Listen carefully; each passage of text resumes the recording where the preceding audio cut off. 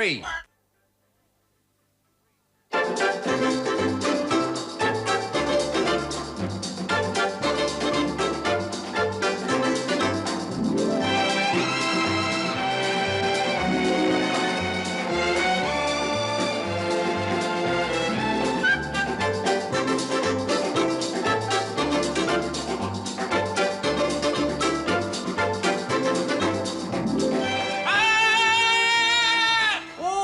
Terrible noise. Was that you? What? What's that? He's been grumbling, you know, this afternoon, haven't you? Do you know what he said? He said, what are you grumbling about? Ah, that's different, but he's been saying if people are expected to be here at 5:15, they should be here at 5:15.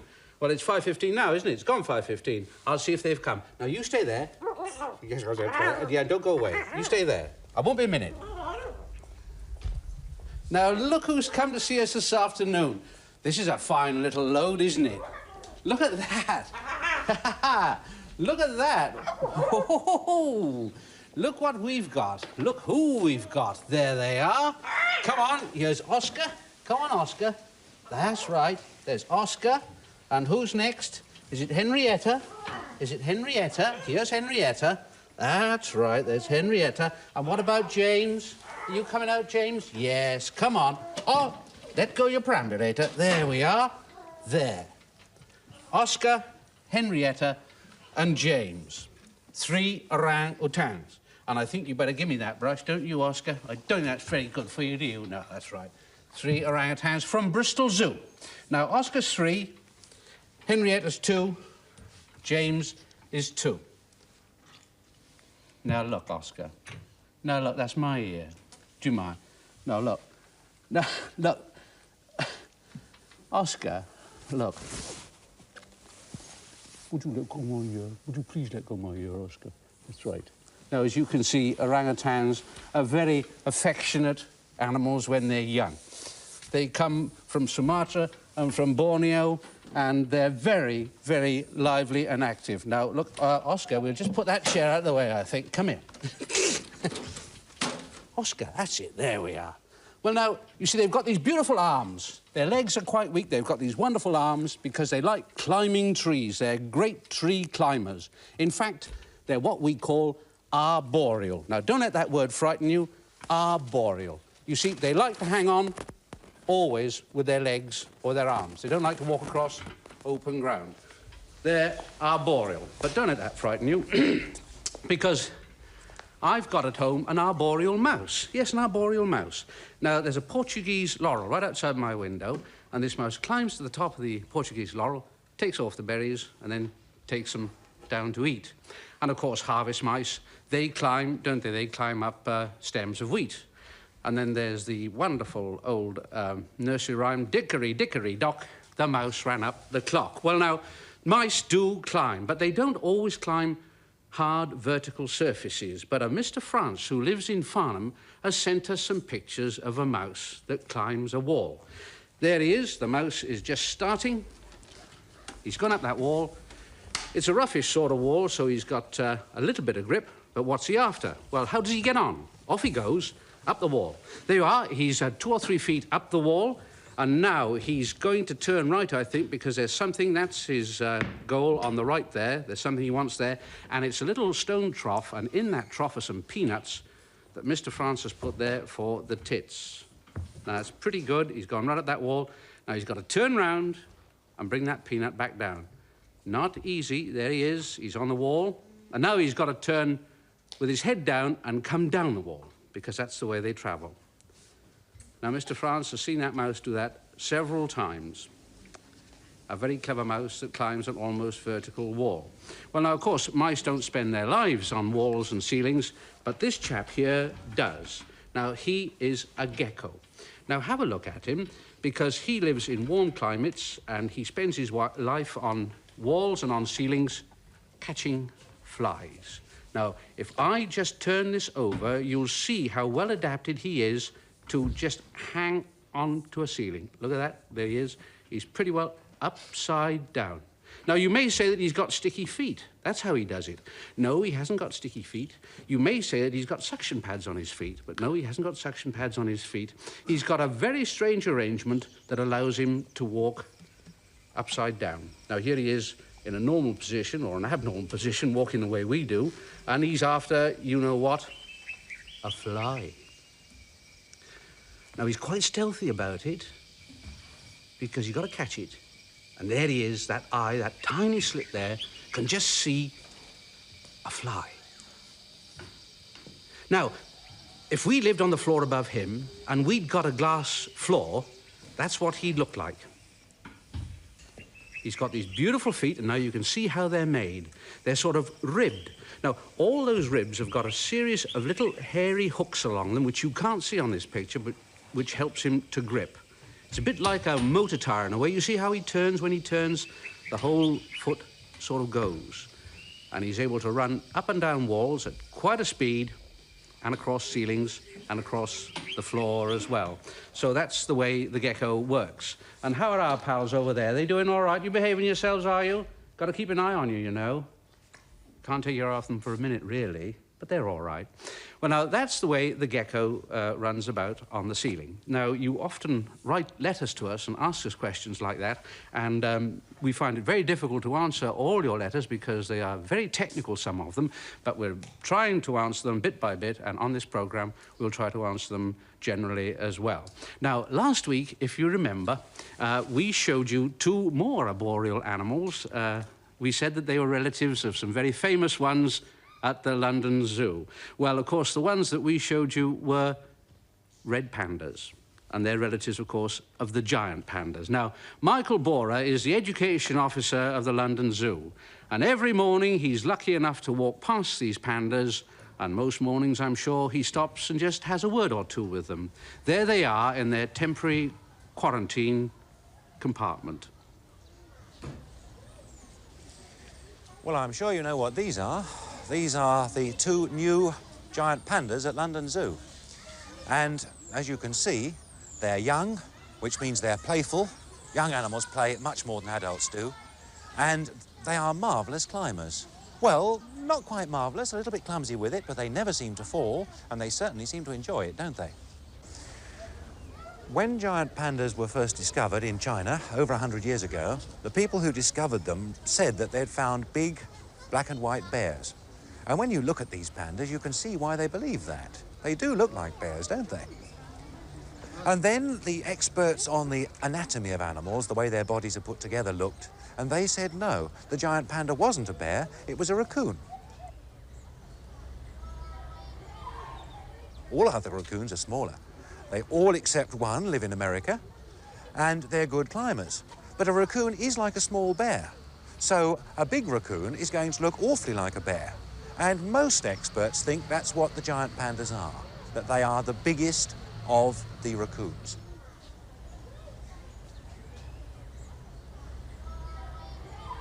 The markings on the giant panda are a little bit like those of a raccoon. The black eye patches, most raccoons have dark patches over their eyes, and no bears do. On the other hand, of course, giant pandas haven't got very long tails, nor have bears, and most raccoons have. But then, most raccoons climb trees well. Being smaller, they are superb climbers, even more graceful than the giant pandas. Well, you couldn't call them graceful, could you? And so, being graceful climbers, other raccoons can use longer tails. But a tail on something as heavy as a giant panda, well, it wouldn't help it balance very much anyway with all that weight, would it? The giant panda is about 6 times as heavy when it's full grown as its closest relation, the red panda, the only other raccoon to come from outside America. Most experts think that the red panda is the closest living relation that the giant panda's got. This is a much smaller animal. Full grown, a red panda only weighs about 1/6 as much as a giant panda. And it's, as its name suggests, a much more brightly coloured animal. Gorgeous chestnut red, shading to darker and marked with white, and yet with those same dark marks across the eyes. On the ground, it's got that same bandy-legged walk as the giant panda. You can see when you look at them, can't you, why experts think they're related. After all, if you took a red panda and made it bigger and made it black and white and took its tail away, they do look awfully alike, don't they? Of course, from the zoo's point of view, the great thing about pandas is that red pandas have bred in zoos in Britain, but so far giant pandas haven't.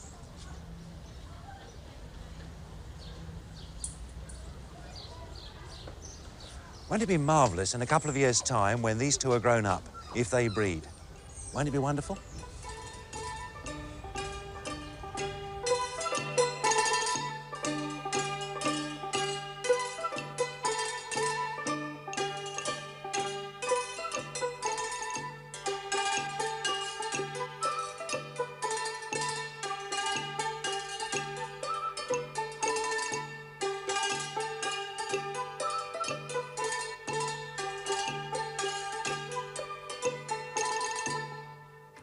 But that won't happen for a year or two, I shouldn't imagine. Now, as you can see, Oscar's been giving me a bit of a rough house here, and I'm a bit puffed.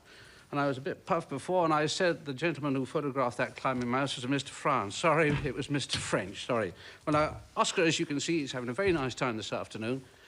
And so are the other two, but they're much quieter than Oscar, because I knew Oscar's dad, and he was quite a handful, and Oscar himself is going to be quite a handful too, because they're not fully grown yet. When they grow, they're going to be very big and very, very strong indeed. And so, being big and strong, they're able to look after themselves, aren't you, Oscar? So that's all right. But if you're not big and strong, and if you're little and flimsy, you've still got to look after yourself, but you've got to devise other ways of looking after yourself. And John Stone is with us this afternoon to show us. Hello, John. How are you? Nice of you to come. Now, the one way in which you can look after yourself very well if you're little is to camouflage yourself. That's right, yes. Is that right? Everything I've brought along here today relies wholly on camouflage for protection and in some cases to stop its own prey, not seeing until it's too late. First of all, I brought some young ones of most of the things I've got here for you to see. And you can see by my finger the relative size. These tiny praying mantids in the top box, really tiny. And in the bottom box we have a leaf insect, which is this one here, and two stick insects. These are babies of the giant spiny stick insect that come from the rainforests of New Guinea. Now, to go on to the adult ones, here is an adult praying mantis. This is a female, and up until a minute ago it was cleaning its front legs beautifully. It would have made a good picture, but unfortunately it's not doing anything now. It's always the way, that's a characteristic position of it, isn't it, with those? Yes, you can see the praying stance. It sits like that, waiting for its prey to come along, and then it snatches it up. Moving along, on these dock seeds here, we've got a male of the giant spiny stick insect. Here it is. Yeah. Here. Can you pick that out? Just about, because it's the same colour as the background you've chosen for it, isn't it? Yes. Pretty well. And down here are another two of them. Yeah, and you can see that the female is much larger. Oh, yes. Covered in great big spikes, very hard, strong, powerful legs. Yeah. And they lay about, 300 or 400 eggs in the course of their lifetime as an adult. And these lie down amongst the wet, rotting vegetation in the rainforest and hatch after about 9 months. This is the difficulty with breeding these, in fact, is to get the eggs to hatch out. Yeah. But, of course, the most famous mimic in camouflage of them all is the Javanese leaf insect. Can't see it. Well, there it is there, look. Now, there's two here, and the reason I haven't touched them for the moment is that one's eating. Can you see that one eating? Just there, its mouth. There we are. Oh, yes, we can just see it. That's a very good picture. Where's the rest of him, though, John? Well, he's all down here, look, Johnny. Oh, that's all leaf? And, you know, they even fool themselves at times, as this is why I brought two, in fact, because if I turn him round, you can see that all the edge of the body here has been eaten by another one. He thought he was a leaf? He thought he was a leaf, and yet he's quite happy. That was the one that was eating just now. He found out it was Uncle Bill afterwards. Exactly. Now, I'm taking this. This is a living leaf. Yeah. And I'm going to put the living leaf onto a living twig. And this huge, long stick insect, one of the largest stick insects in the world, is the famous Queensland Titan from Australia. Yeah. The body itself is probably nearly 9 inches long, but of course, from tip to tail, it's over a foot when they're stretched out. It looks just like a bit of twig, John. A most beautiful camouflage. Fascinating. These, again, lay lots and lots of eggs, which lie down amongst the foliage and hatch after about 9 months. And this, of course, is the reason why they're so difficult to breed. Well, thank you, John, very much. My for pleasure. coming along with your insects. Very nice to come along. Well, now, on this programme, we usually try to persuade you not to keep pets that you can't house properly or look after properly. I suppose most houses could deal with a cat or a dog or a budgie or a canary or some gerbils or some hamsters or some white mice, but not all the lot all together, could they? Well, not unless you're prepared to do a lot of work and look after them and feed them properly. Now, Christian Broadbent, who lives in Worksop, has got a lot of animals, a surprising number of animals, really, and he is able to look after them properly and house them properly, and he puts in a lot of time with them.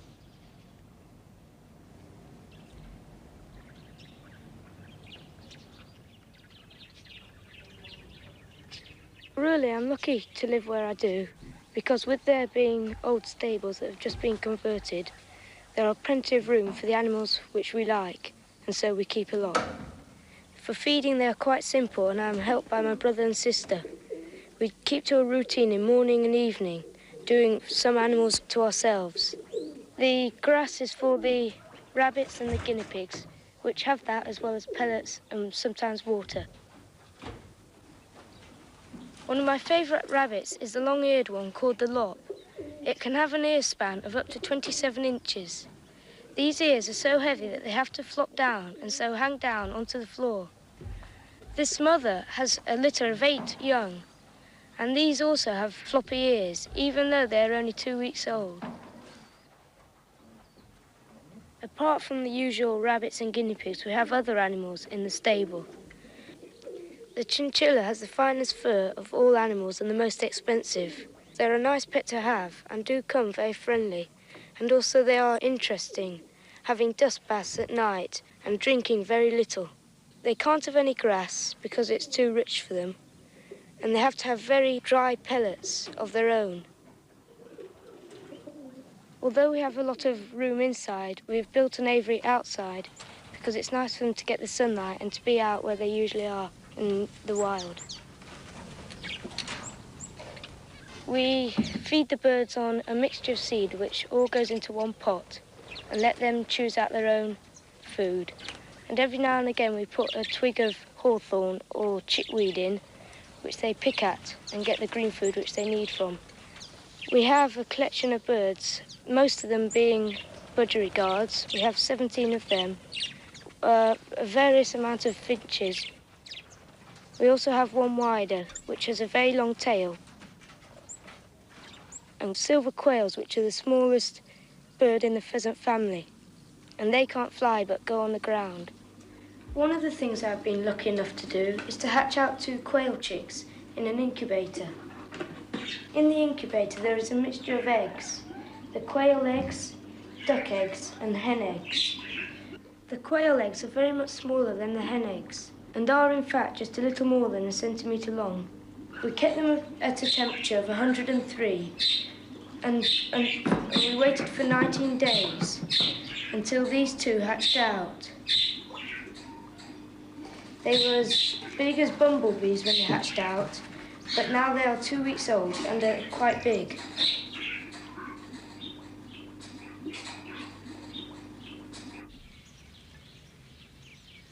One day, not so long ago, a man who knew that we liked animals found a stoat that had been trapped in a trap. He brought it down to us and we put it in a cage where we let it have a nest box so that it could hide itself. It is very frightened at the moment, but does not hesitate to attack a glove. Stoats around here usually get shot because they pinch the chickens. But now this one has been brought to us, we will be able to look after it. I hope that I might be able to tame it, as at the moment it seems to be going the right way. For when we first got it, it would not stay still in the hand at all.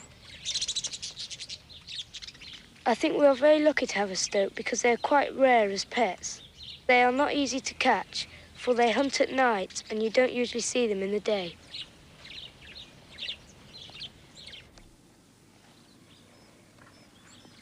Perhaps of all my animals, the boa is the favourite. I got it a year ago and it has grown considerably in that time. The boa originates from tropical America, and so in its cage it has to be kept at the right temperature, which is about 70 degrees. But on nice sunny days, we like to keep it outside because then it will get its natural sunshine, and it also likes to explore. We feed it on live mice because we think this is a natural way to feed it. And when we first got it, it would eat about once a week, but now it eats around 5 mice a week. It has grown about 15 inches, and now is about 3.5 foot. In captivity, they grow to about 10 feet, and we are hoping to look after it at that size. I think I've got about 150 animals altogether, but it is not as much work as you think, because the feeding only takes a bit of time because we've organised it, and there are a lot of animals that are the same and eat the same. This seems to be all right with all the animals, and they get on well. Well, what about that, Dotty, a boa constrictor? What do you think of that? You'll notice that Dotty's rather gone off the grapes lately, and she's rather fond of these little sweets. And I noticed that our orang friends over there quite fancy those little sweets too, Dots. They've been having quite a nice time this afternoon, messing about in the warm. Now, you have written to us and said, what is Dotty? Well, she's a ringtail lemur. Sorry, we forget to mention it now and again, but that's what she is. Well, she'll be back next week, and so will we, and so until then, from all of us, bye-bye.